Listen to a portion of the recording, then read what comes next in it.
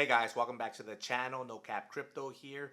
Governor Santis has blocked and restricted some forms of CBDC, also known as central banking digital currencies, in the state of Florida. He also urges other governors to do the same.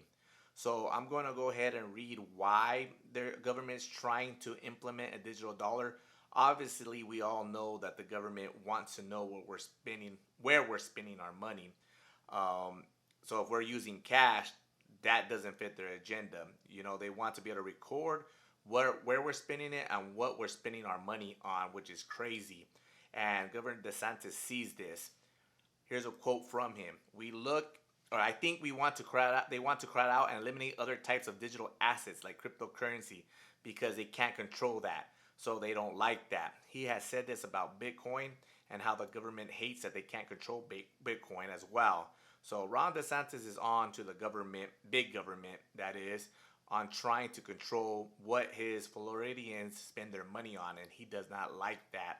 So he said we looked at that and said we are not going to add central digital currency to our commercial code, but we also said we need to add and protect Floridians against this. So like I said, he's a proponent against CBDCs, and I am too.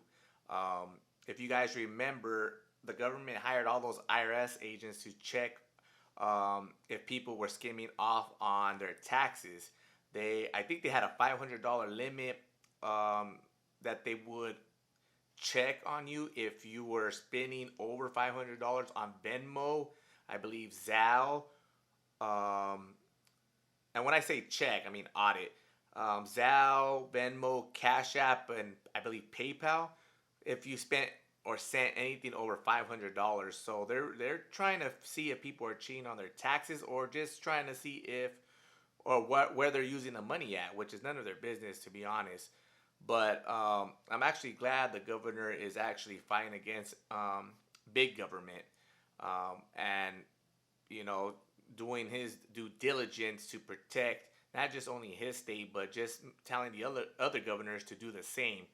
So someone asked me like, "Oh, what's the problem with digital dollar?" So I gave this person a few examples. This person at work, and I told them, imagine when you got your stimulus check.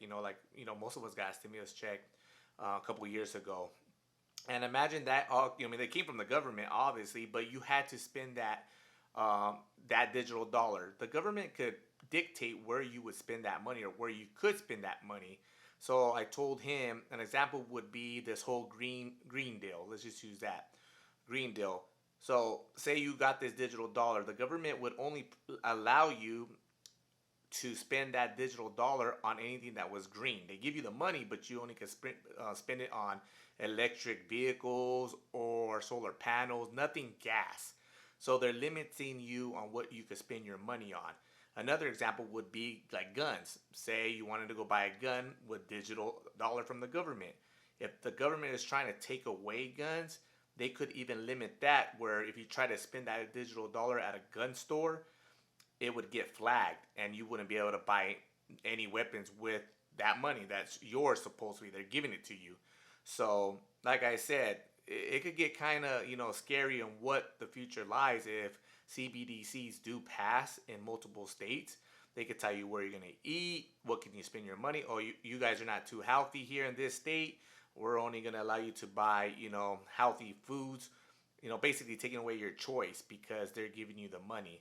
So guys, just be careful on, if you support CBDCs, it's a slippery slope. But if you guys have any comments you guys want to put down there, please like and subscribe to the channel if I brought you any value. Later, guys.